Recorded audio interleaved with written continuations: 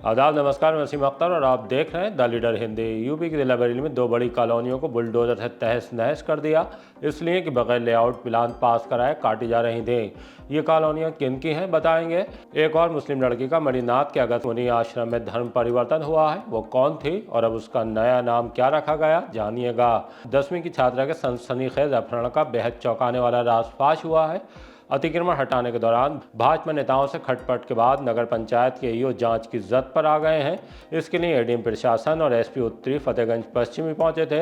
हजियापुर में पेट में चाकू घोंपने वालों को 10-10 साल कैद और 25-25 हजार के हर्जाने से दंडित किए गए हैं। मासूम बच्चे कुत्ते ने चेहरे पर काटा है। 2 सगे भाइयों का बाथरूम में गैस गीजर से दम घुटा है। एक की मौत और दूसरे का इलाज चल रहा है।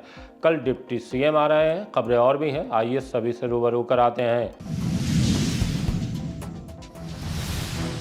60 बीघा की 2 कॉलोनियों पर चला बुलडोजर। बीडीए ने आज एक बार फिर बड़ी कार्रवाई की है। रामपुर रोड पर सीबीगंज के भगवंतापुर में आफाक उर्फ मन्नी की 40 बीघा कॉलोनी में बाउंड्री वाल प्लाटों की निशानदेही को भरी गई नींव और फ्लैट बनाने को तैयार स्ट्रक्चर को तोड़ दिया गया। बीडीए अफसरों के मुताबिक इस बड़ी कॉलोनी को बगैर नक्शा पास कराए विकसित किया जा रहा था। भगवंतापुर में ही दूसरी कॉलोनी में भी तोड़फोड़ की गई है। इस कॉलोनी को मुस्तफाक अहमद काट रहे हैं। फिलहाल 20 बीघा जमीन के प्लाटों की नींव भरकर बाउंड्री वाल कर ली गई थी। बीडीए ने दोनों कॉलोनियों पर उत्तर प्रदेश नगर योजना एवं विकास अधिनियम 1973 की धाराओं के तहत कार्रवाई की है। इस दौरान विशेष कार्य अधिकारी अजीत कुमार सिंह के नेतृत्व में की गई कार्रवाई में सहायक अभियंता धर्मवीर सिंह, अवर अभियंता सुरेंद्र द्विवेदी और संदीप कुमार के साथ परिवर्तन टीम के सदस्य मौजूद रहे। अतिक्रमण को तनातनी पर जांच को पहुंचे अफसर। फतेहगंज पश्चिमी नगर पंचायत में ईओ बनाम भाजपा नेताओं के बीच तनातनी के चर्चित मामले में जांच के लिए एडीएम प्रशासन पूर्णिमा सिंह और एसपी उत्तरी मुकेश चंद्र मिश्र पहुंचे। पहले उस जगह का मुआयना किया जहां अतिक्रमण हटाने के दौरान विवाद खड़ा हुआ था। व्यापारी राहुल गुप्ता के बयान दर्ज किए। नगर पंचायत में ईओ पुष्पेंद्र राठौर, भाजपा नेता आशीष अग्रवाल और व्यापारियों से बात की। फाइल मंगाकर उन्हें भी चेक किया गया। पत्रकारों के पूछने पर एडीएम ने डीएम को रिपोर्ट सौंपने की बात कही है। ये वही मामला है जिसमें 21 नवंबर को अतिक्रमण हटाने के दौरान भाजपा नेता ईओ से भिड़ गए थे। ईओ ने दफ्तर में घुसकर धमकाने और फाइल फाड़ने इत्यादि का आरोप लगाते हुए भाजपा नेता आशीष अग्रवाल पर एफआईआर करा दी थी। दूसरी तरफ से व्यापारी नेता राहुल गुप्ता ने 2 लाख रुपए मांगने का आरोप लगाकर ईओ के खिलाफ तहरीर दी थी, लेकिन पुलिस ने मुकदमा दर्ज नहीं किया। तब व्यापारी बरेली आकर वन राज्य मंत्री स्वतंत्र प्रभार डॉक्टर अरुण कुमार से मिले थे। प्रमुख सचिव गिरह से शिकायत की थी। इसके बाद जांच के लिए आज अफसर फतेहगंज पश्चिमी पहुंचे थे।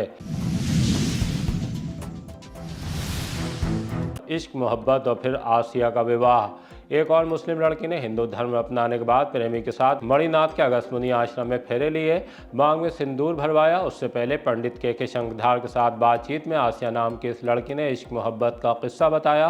किस तरह वो अपनी बड़ी बहन के घर भोजीपुरा के पीपलसाना आई, मेला देखने गई, वहाँ उसे मोनू मिला, उसने मोबाइल नंबर मांगा तो दे दिया। उसके बाद बातचीत का सिलसिला शुरू हो गया। 5 दिन पहले घर से भागने के बाद उसने मोनू के साथ फेरे लिए, जो दिल्ली में रहकर सब्जी का काम करता है। आसिया से अंशिका बनी इस लड़की ने क्या कहा है, आइए आपको सुनवाते हैं। आपका नाम क्या है बेटा? आसिया। आपके अब्बा जान का? सगीर अहमद। और आपकी अम्मी का? मुन्नी बेगम। मुन्नी बेगम। कहाँ की रहने वाली हैं? चुरई। थाना? मीरगंज।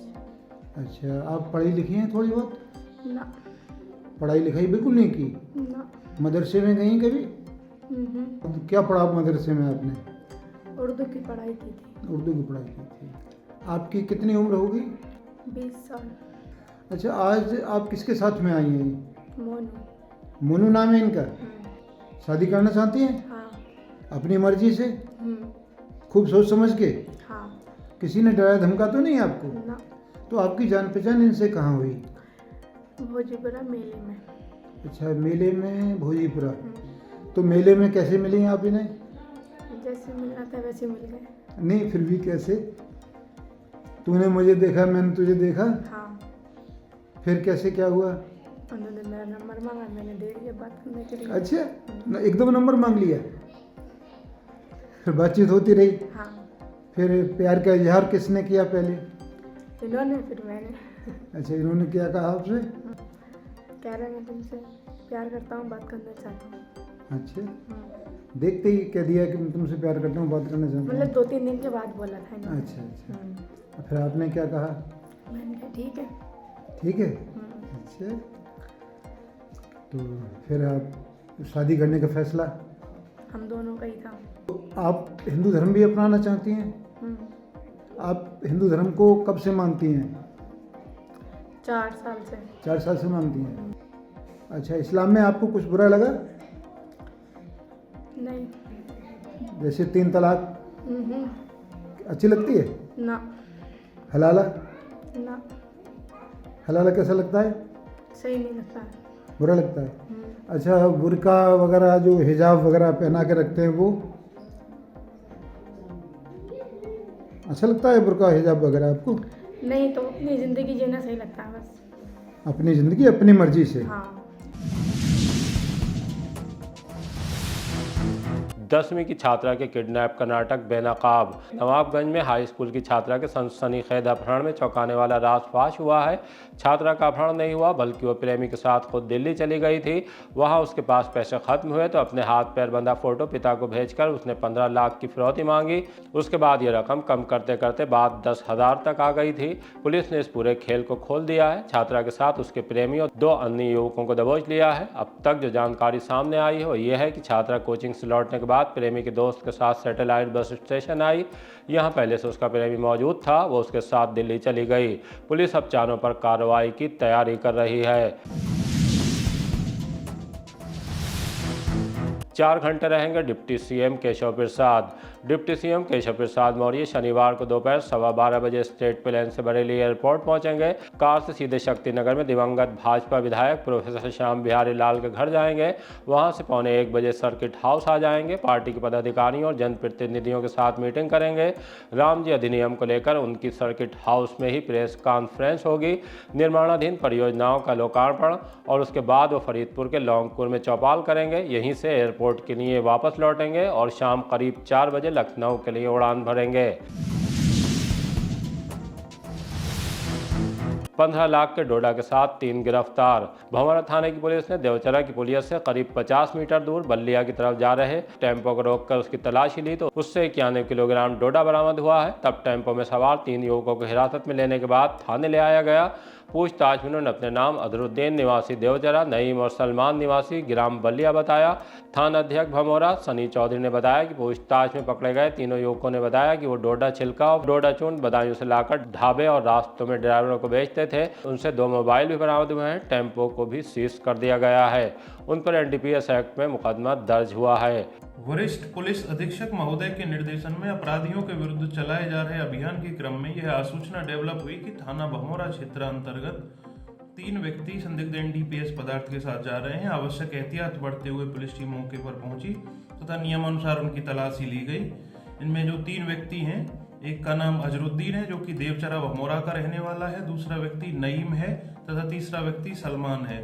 नईम तथा सलमान बल्लिया के रहने वाले हैं तो देवचरा निवासी जो अजरुद्दीन है वो भी इन्हीं के साथ में रहता है तथा एनडीपीएस का कार्य करता है। जिस व्हीकल से टेम्पो से लेकर के जा रहे थे सामान को, उसमें चेक किया गया तो उसमें डोडा छिलका तथा डोडा पाउडर भरा हुआ था जिसका कुल मात्रा 91 केजी थी। एक इलेक्ट्रॉनिक तराजू भी इनके पास से बरामद हुआ है। इनके पास से जो 91 केजी एनडीपीएस पदार्थ बरामद हुआ है उसकी अंतर्राष्ट्रीय मार्केट में कीमत 15 लाख रुपए है। और इनके पास से 2 अदद मोबाइल भी बरामद हुए हैं तथा जिस वाहन के माध्यम से ये एनडीपीएस का कार्य करते थे उसको भी सीज कर दिया गया है। इसमें गहनता से पूछताछ की जा रही है। इनके नेटवर्क को भी ट्रेस आउट किया जाएगा। भविष्य में भी कठोरतम विधिक कार्रवाई अमल में लाई जाएगी। तीनों को गिरफ्तार कर न्यायिक अभिरक्षा में जेल भेज दिया गया है। महिला और नाबालिग बेटी पर लाठी से हमला। फरीदपुर थाने के सरकड़ा गांव में महिला और उसकी नाबालिग बेटी पर लाठी डंडों से जानलेवा हमला कर दिया गया। बीच बचाव में आई गर्भवती देवरानी को भी बेरहमी से पीटा गया। मारपीट का एक वीडियो भी सामने आया है। मामला पुलिस तक भी पहुंचा है, लेकिन पीड़ित महिला का कहना है कि उनकी सुनवाई नहीं हो रही है। शिकायत सुनने के बाद पुलिस ने थाने से उन्हें भगा दिया। आशा कर्मियों की अनिश्चितकालीन हड़ताल। प्रदेश आशा वर्कर्स यूनियन के आह्वान पर प्रदेश की आशा एवं आशा संघ कर्मी अपनी मांगों को लेकर जिलाध्यक्ष शिवरती साहू के नेतृत्व में सेठ दामोदर स्वरूप पार्क में इकट्ठा हुई। शिवरती साहू ने कहा कि अनिश्चितकालीन हड़ताल पर हैं। उन्होंने मांगों के साथ डिप्टी सीएम की टिप्पणी को लेकर भी नाराजगी जाहिर की। मेरा नाम शिवरती साहू, जिलाध्यक्ष जिला बरेली की। हमारी ये मांगे हैं, 15 तारीख से हम लगातार धरने पे बैठे हुए हैं। पूरे प्रदेश में ये धरना चल रहा है हमारा। क्या हमारी सरकार की आंखें बंद है? सरकार को कुछ दिखाई नहीं दे रहा है। ये आशाएं क्यों बैठी हुई है? आशाएं क्यों इतनी प्रताड़ित है? आशाओं का क्यों इतना शोषण हो रहा है? सरकार ये हमारा शोषण कर रही है। एक तरफ नारी सशक्तिकरण है, एक तरफ हमारी आशाओं का शोषण है, हमारी संगनियों का शोषण है। मात्र 200 रुपए देते हैं, 14 दिन कार्य करते हैं। कौन सा अधिकारी, कौन सा कर्मचारी 200 रुपए में 14 दिन कार्य करेगा? पहले तो हमें सरकार ये बताए। और फिर हमारे जो उप मुख्यमंत्री है केशव प्रसाद मौर्य जी, माननीय, जिन्होंने हमारी आशाओं का, संगनियों का इतना अपमान किया था कि आपके पति की आपकी कमाई खाते हैं। एक बात बताइए, शर्म आनी चाहिए ऐसे मंत्री के लिए कि हमारी आशाओं को और संगनियों को इस तरीके से उनका अपमान किया है। उनको संसद में माफी मांगनी चाहिए। पिंकी की गाजियाबाद में गिरफ्तारी पर प्रदर्शन। गाजियाबाद में हथियार बांटने से चर्चा में आई हिंदू रक्षा दल की अध्यक्ष पिंकी चौधरी की गिरफ्तारी के विरोध में प्रदर्शन किया गया। आज़ाद हिंदू सेना के राष्ट्रीय प्रमुख अमित राठौर के नेतृत्व में मुख्यमंत्री को संबोधित ज्ञापन जिलाधिकारी कार्यालय में दिया गया। उन्होंने इस दौरान मौलाना तौक़ीर रज़ा खान के बेटे का नाम लेकर भी बहुत कुछ कहा है। देखिए, आज हम लोग यहाँ कलेक्टर पर आए हुए हैं। यहाँ पे हमने जिला अधिकारी के माध्यम से एक ज्ञापन माननीय मुख्यमंत्री जी को भेजा है। हम लोगों ने ज्ञापन में मांग की है कि गाजियाबाद शहर के अंदर हिंदू रक्षा दल के अध्यक्ष, राष्ट्रीय अध्यक्ष जो हैं माननीय पिंकी चौधरी जी, उनको पुलिस द्वारा गिरफ्तार किया गया। उन्होंने नारी सम्मान के लिए, हिंदू जनमानस सुरक्षा के लिए शस्त्रों का वितरण किया था, जिसको तोड़ मड़ोड़ कर पेश करने के बाद उनके ऊपर फर्जी मुकदमे लगा दिए गए, उनको गिरफ्तार कर लिया गया। साथ ही साथ उनके बेटे को गिरफ्तार किया गया है, जबकि उनका बेटे का इस कृत्य से कोई भी लेना देना नहीं है, कहीं वीडियो में नहीं है, कहीं कुछ नहीं है। उनकी बेटियों का भी पुलिस द्वारा उत्पीड़न किया गया, घंटों थानों में बिठाल के पूछताछ की गई, और जबकि उनका कोई ऐसा कार्य नहीं था उनकी बेटियों का। तो ऐसे जो दोषी पुलिसकर्मी हैं, हिंदुत्व विरोधी हैं, उनके ऊपर सख्त से सख्त कार्रवाई की जाए, उनको निलंबित किया जाए और उनकी जाँच की जाए। साथ ही साथ हम लोगों ने मांग की है कि जो मौलाना तौक़ीर रज़ा है बरेली शहर का, इस समय जेल के अंदर है, वो कई वर्षों से शहर को दंगे की आग में झोंकता चला रहा है। 2012 में भी उसने दंगा किया था और अभी जल्दी में भी उसने दंगे का प्रयास किया, जिसको हमारे कप्तान महोदय जी द्वारा विफल कर दिया गया।